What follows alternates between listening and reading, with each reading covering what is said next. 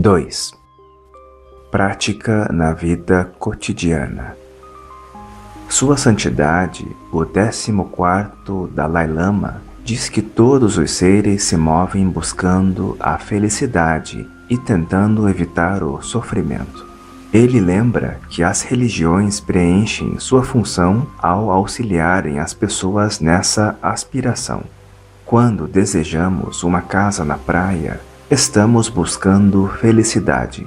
Ainda que nos falte clareza quanto a isso, essa é a motivação verdadeira, o elemento mental que cria o desejo pela casa.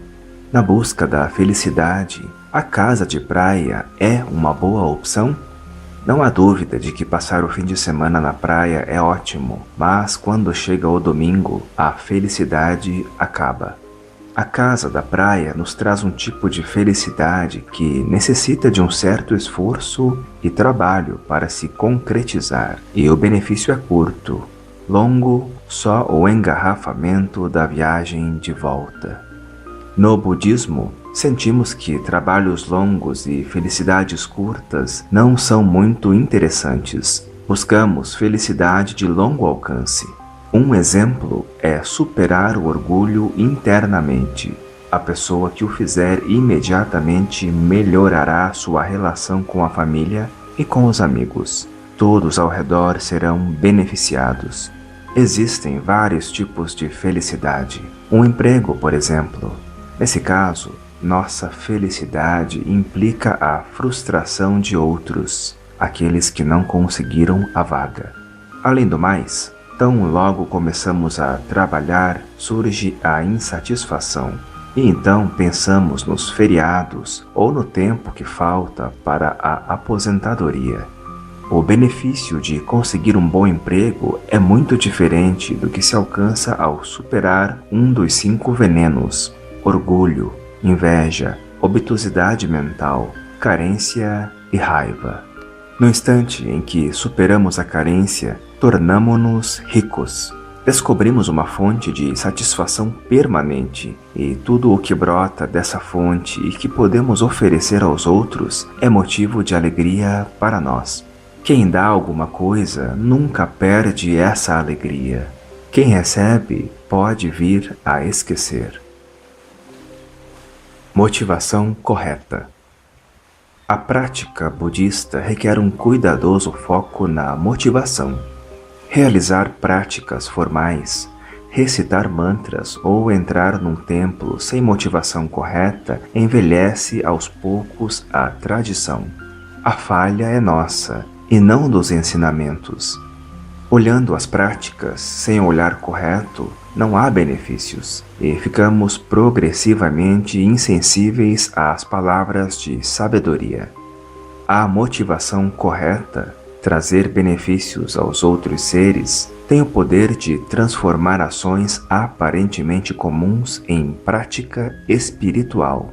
Muitas vezes, mães e pais não têm tempo para praticar formalmente, mas a motivação de ajudar seus filhos e sustentar a casa transforma tudo o que fazem em prática espiritual.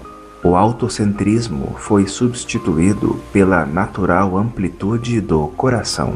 Dependendo da motivação, a pessoa pode se sentir aprisionada a condições hostis no seu cotidiano, ou se sentir como um sol, irradiando benefícios para seres em sofrimento. Certa vez visitei um hospital psiquiátrico e percorri as alas onde muitos seres debatiam-se presos a mundos de sofrimento. Suas aparências mostravam bem os mundos internos em conflito. Após a visita, a diretora do hospital disse: "Este é um local maravilhoso. Se fico um dia sem vir aqui, surge um vazio no meu coração." Logo pensei: eis um Bodhisattva. Sua conexão a este lugar se dá exclusivamente pelo benefício que traz continuamente a esses seres. Ela descobriu a natureza ilimitada da manifestação amorosa e compassiva. As situações externas são um espelho do que temos internamente. Sempre podemos optar. um dia morreremos, e esse não será propriamente um momento feliz, mas mesmo nessa hora poderemos irradiar amor, compaixão por todos os seres e atravessar o colapso do corpo com equanimidade na mente. Nosso karma geralmente nos leva a ver tudo através dos 5 venenos, mas temos a possibilidade de praticar o olhar dos Bodhisattvas, que tudo vem com compaixão, amor, alegria e equanimidade. Utilizar essa capacidade de opção define a prática espiritual budista. Mesmo em meio a uma enorme desgraça, como a morte de um filho, é possível e desejável praticar o olhar de Bodhisattva. Há um grande sofrimento. É um momento muito difícil, mas só existe uma forma de produzir benefícios aos que nos circundam e ao ser que morreu. Manter a percepção na natureza luminosa, divina e estável, que é a nossa identidade e a essência de todos os seres, que está além de qualquer transformação, além de nome e forma, de vida e morte, de esperança e medo, de espaço e tempo. Somente essa experiência ilimitada permite o surgimento do amor, da compaixão, da alegria e da equanimidade verdadeiros. Sua Eminência, Shagdud Tulku Rinpoche, diz que não adianta meditar formalmente 1 hora por dia e ter 23 horas de más ações e maus pensamentos. É necessário praticar 24 horas. A prática no cotidiano é a base. A prática formal é um complemento que intensifica nossa qualidade de atenção nas outras horas do dia. Se depositamos nossa segurança em objetos e circunstâncias, as motivações que nos conectam à busca da felicidade e ao afastamento do sofrimento são mundanas. Nossas motivações religiosas também são limitadas e, mesmo fazendo práticas, continuamos buscando segurança em elementos e circunstâncias impermanentes. As motivações só serão efetivamente religiosas, no sentido ilimitado do termo, se nossa segurança estiver baseada em fatores situados além da roda da vida, além do alcance da impermanência. Em qualquer caso, sem exceção, os seres buscam a felicidade e tentam evitar o sofrimento. Essa é a chave unificadora. Todos os seres, dos elefantes às pulgas, movem-se nessa direção. Em nossa relação com as pessoas também é assim. Mesmo quem nos agride quer felicidade e não sofrimento. Se nos aproximamos com a intenção de prestar benefício, todos nos acolhem. Mas se nos aproximamos querendo sugar o que o outro tem, somos repelidos, não há dúvida. Mesmo numa relação afetiva ou com amigos, é a disposição de dar e não a de receber que produzirá resultados. Todos os mestres budistas dizem isso. A origem do sofrimento está em colocar a experiência de felicidade na dependência de algo externo. Não haverá escapatória. Nossa felicidade flutuará junto com o objeto ao qual está vinculada. Refúgio nas 3 joias.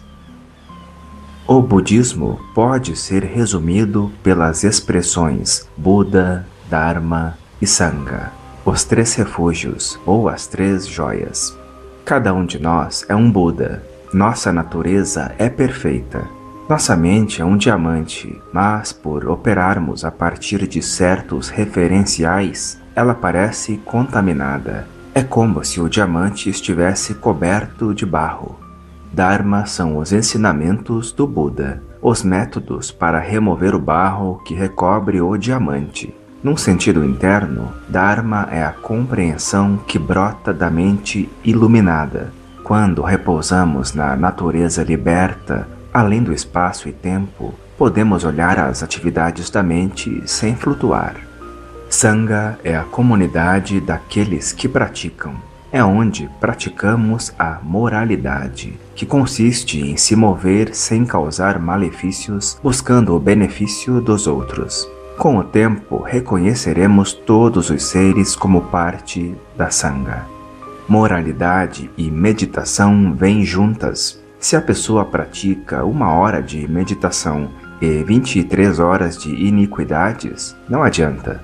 A meditação é inseparável de nosso cotidiano e da motivação de nossas ações. É ela que trará profundidade à visão, permitindo a transformação de qualquer ação em prática espiritual.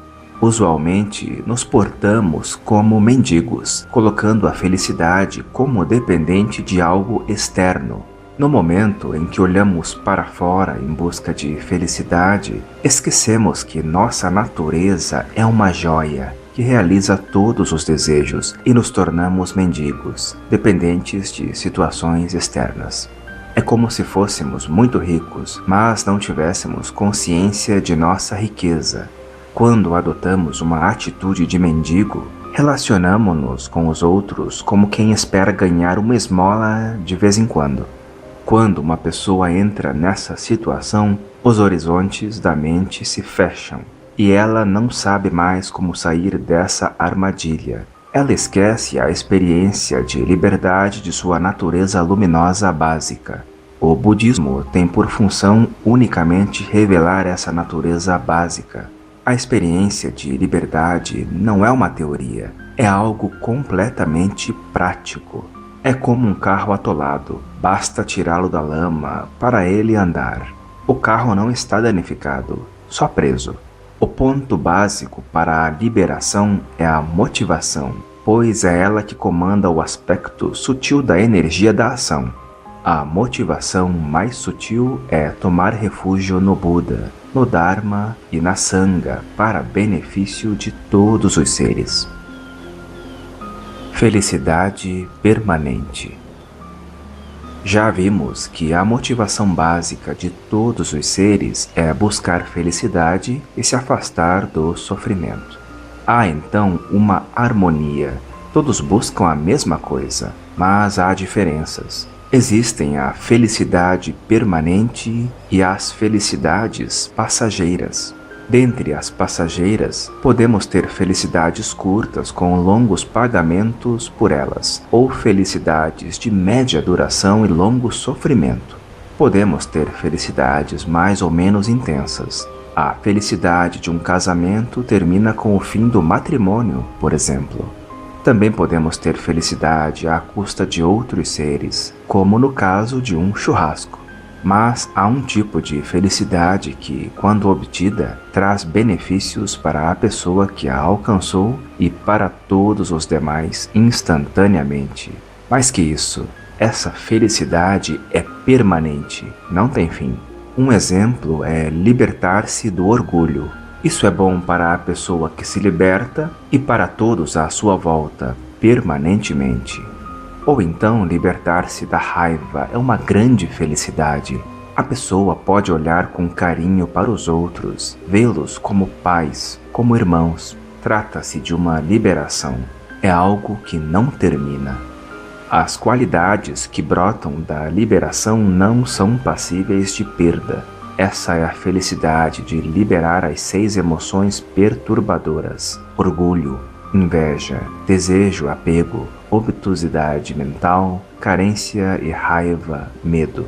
Quando se consegue isso, o mundo muda, passa a ser uma fonte de felicidade radiante, que não depende de fatores externos, nem de objetos. É a felicidade permanente. As outras felicidades existem, não há dúvida. Algumas dependem de objetos, são as felicidades mundanas. Outras podem ser obtidas à custa de terceiros que perdem ou são prejudicados. Existem tradições religiosas que usam a palavra Deus para seres que produzem benefícios para uns e malefícios para outros. No passado, havia sociedades cujas religiões ensinavam como destruir outros povos para benefício próprio. Temos que olhar para isso com cuidado. A natureza do absoluto não pode ser descrita por conceitos relativos. Os seres capazes de produzir benefícios para uns em detrimento de outros podem ser muito poderosos, mas não têm a experiência de sabedoria transcendente. Esses seres pertencem aos reinos de existência condicionada. Como nós, Eles têm uma natureza intrínseca perfeita, mas operam sob condições limitadas. Não há benefício dual permanente, mas, como nossos olhos estão perturbados, quando nos voltamos para esses seres poderosos, só pedimos coisas impermanentes. Isso parece religião, mas não é, embora possa lidar com coisas sutis. Essas ações estão dentro da roda da vida, dominadas pela impermanência e instabilidade. Generosidade. Parece que nossa felicidade material só ocorre com esforço e luta, mas essa visão é equivocada. A generosidade cria méritos que impedem a pessoa de viver uma situação de miséria. Se a pessoa se acha miserável e acredita que não tem nada para oferecer, assim é.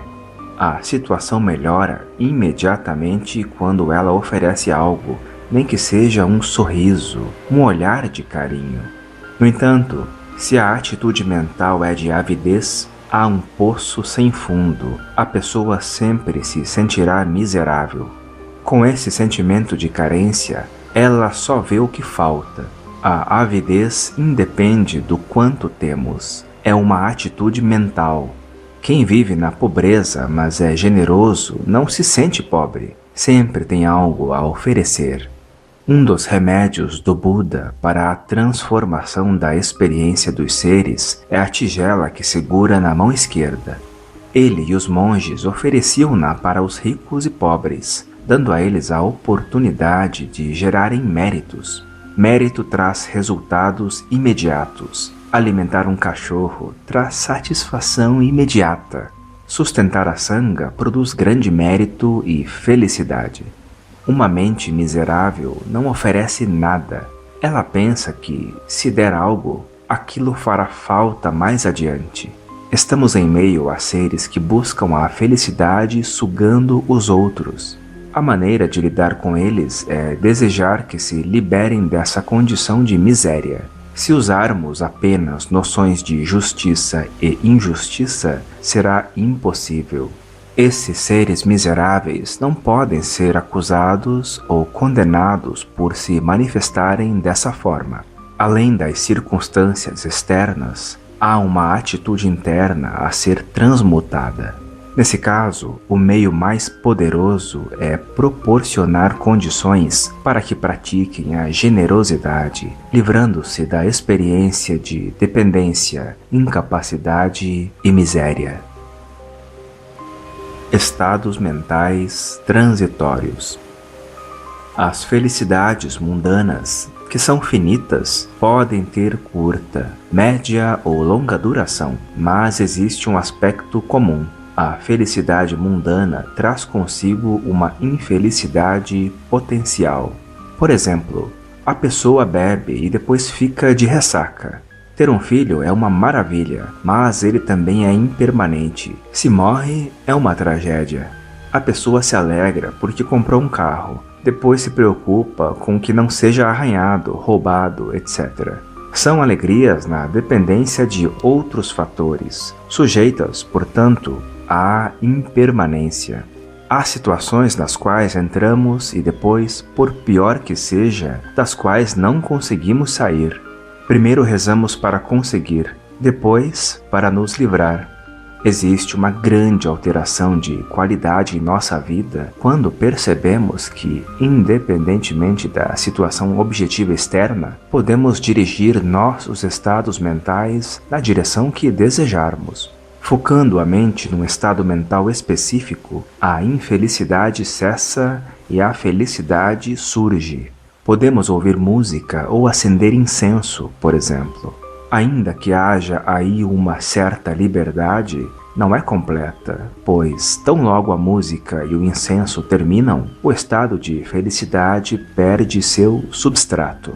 No entanto, enquanto permanecemos naquele estado mental, estivemos tranquilos. Se temos um pouco mais de habilidade, podemos fazer relaxamento ou meditação de tranquilização. Mas essas experiências também têm início, meio e fim. Não podemos ficar relaxando o tempo inteiro e por isso voltamos aos velhos conflitos de sempre. Vendo essa situação, queremos isolamento. Desejamos morar num ashram, em meio à natureza, no Himalaia. Olhamos ao redor e achamos tudo terrível. A felicidade, por meio de estados mentais particulares, também é finita. Em geral, nossa motivação está oculta. Ela tem o poder de transformar qualquer atividade em atividade de mérito e também o poder de estragar tudo. Se fazemos prática espiritual, mas com a motivação de ser melhor do que alguém, ou porque estamos numa disputa, nossa mente está imperfeita, mal colocada. Mais adiante, colheremos os frutos dessas ações e diremos que aquela prática não funciona. Por outro lado, se a motivação é correta, podemos transformar toda a nossa atividade cotidiana em prática espiritual. A motivação definirá se nossa vida funcionará, se nossa prática frutificará. Já vimos que nossa motivação básica é buscar felicidade. Todos os seres se movem nessa direção, então podemos entendê-los. Não há atividades erradas. Todos buscamos, de forma mais ou menos hábil, aproximar-nos do que consideramos bom. Todas as religiões brotam disso. Como isso se dá de forma prática no budismo?